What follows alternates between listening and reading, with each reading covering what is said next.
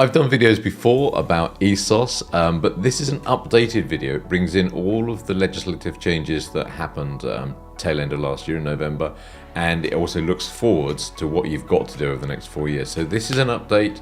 If you've seen previous ESOS videos, a lot of it's the same, but the new bits in there are critical and you must pay attention to them, okay? So let's take a look. After a long consultation, the government brought into law in November, I think it was last year, some changes to the ESOS scheme. They mooted them probably around about 2 years ago. There was a little consultation period, and then they took the best ideas and they put them into the legislation that became law, I think, last year.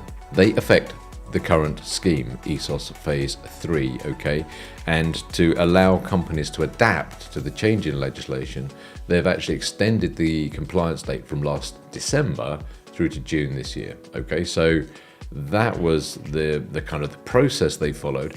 They brought in, I think it was 9 changes into the scheme, of which 2 we're going to concentrate on today. The rest really are really, I don't know, I wouldn't say they're not important. Of course they're important, but they're not really as relevant for us in this video as some of the others. First thing is the qualification criteria haven't changed much. They are, anybody with over 250 staff in a single organization, not in a group structure, single organization, 250 staff, or 44 million of turnover and 38 million of gross balance sheet assets. Okay, you need both of those. Okay, I know companies that are doing ESOS where they only have one of them. They don't need to. They're wasting a lot of time and money. Okay.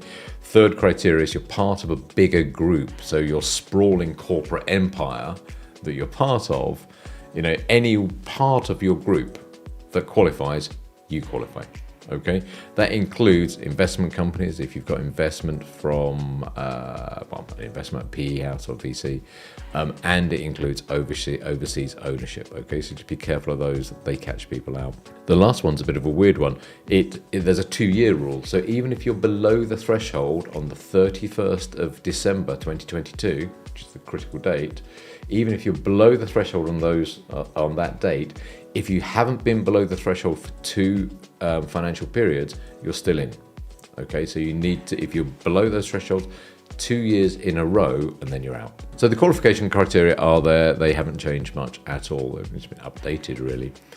They are looking to move that and to sort of streamline it with other legislation, but more on that on another video. Okay. The second is what happens if you don't do it. They've changed what they call the penalty regime, or fines as you and I like to call them, where they've toughened them up. So now if you, previously I think they gave you loads of warnings, and if you didn't comply, do you know what?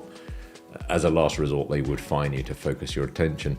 Now they kind of flip that around a bit, and now it's fine first, ask questions later. Okay, fines are typically 50,000 on day 1, 500 per day of non-compliance. But there's all sorts of complex formula about how they apply that. But I have personally seen fines of between 50 and 100,000 pounds. On more than one occasion. They have teeth. This legislation has teeth, and I would recommend that if you're in any doubt, just phone us, give us a call, drop us an email, and ask. We'll do our best to kind of help you through that. Now, what do you have to do? Got 10 things on the list, of which the last one's a bit dodgy, so 9 real things and 1 dodgy one. The first is you need to appoint a lead assessor. Okay, so you cannot do this without a lead assessor. A lead assessor, an ESOS lead assessor, has to sign to take formal responsibility for the work that's been done. Okay, we're lead assessors at Anistic. We've done 500 or so of these, so we're quite good at it. We've been doing it for 10 years. But there are others out there, and that you need someone like that. You can't not have a lead assessor, okay? And their job is to know the law and make sure you do all the things you need to do. Second, you need to do a full and thorough energy assessment of your Scope 1, Scope 2, and some of your Scope 3 emissions. And to put that into English, that means your gas, electric, fuel consumption, and staff mileage. Okay, so they're the things you need to look at. You need to get all the bills out. You need to enter them into the software, be it Anistic or whichever one you're using, and that will then calculate your carbon emissions and stuff like that. Okay. Third, you have to do a representative sample of on-site energy audits. Okay, now that means someone has got to go round your site, either with an iPad or the old school, sort of with a clipboard, and actually find out where you're sort of spending your energy, what you're spending your energy on, and how it can be improved. Okay, it's called an ISO 50002 style, or there's a British standard, but a lot of people using ISO 50002. That's the standard of audit you need to do. Okay. Next is, once you've done that audit, you need to take all the calculations you did for the energy and the things you've audited and put it together and make it balance, okay? And that sort of looking at the things that make up your energy sort of estate have to cover 95% of your entire energy use.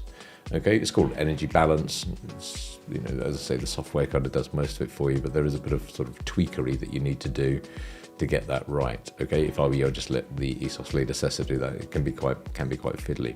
Now, this is new. After you've done that, you need an energy action plan. So you look forward for the next 4 years and you declare in a sort of pre-described format what it is you're going to do to reduce your energy load down. Okay, how are you going to reduce your energy?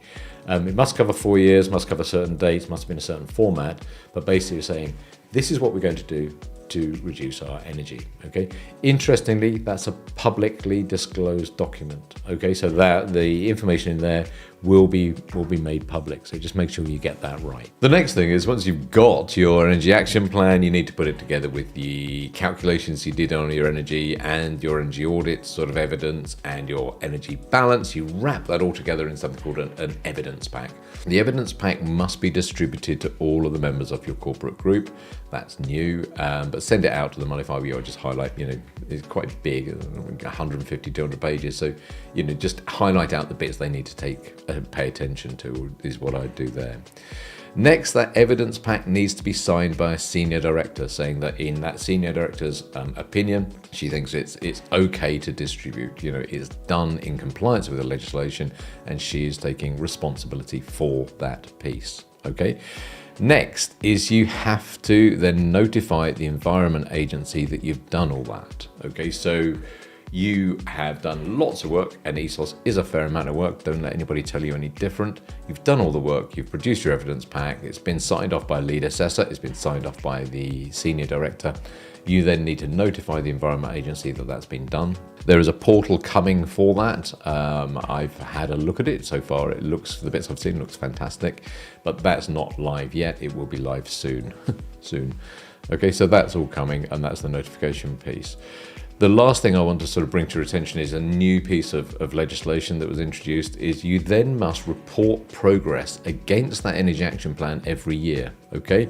So instead of doing ESOS once every 4 years, which is what most of my clients did, you do the ESOS, and then, do you know what? You have to produce these updates every year to say, this is what we said we'd do, this is what we've done, okay? Now, hopefully that puts you in a good light to your stakeholders, your clients and your customers and the investors and stuff like that.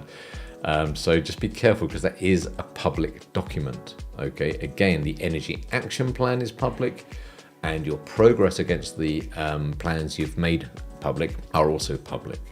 So that's changed the game for a lot of people, because instead of saying shouldn't do, but many of my clients do ESOS and then put it in a drawer and come back to it in 4 years' time. You can't do that anymore. You have to have a plan, and you have to report progress. Okay. Now, the other thing they've done, the last thing I'll leave you with, is they have said that we're doing more work in this area, and more changes are probably on their way, probably with the inclusion of more Scope 3, and probably they're going to be tying up ESOS in line with other pieces of legislation we have in the UK, so they all kind of marry up and they all head in the same direction.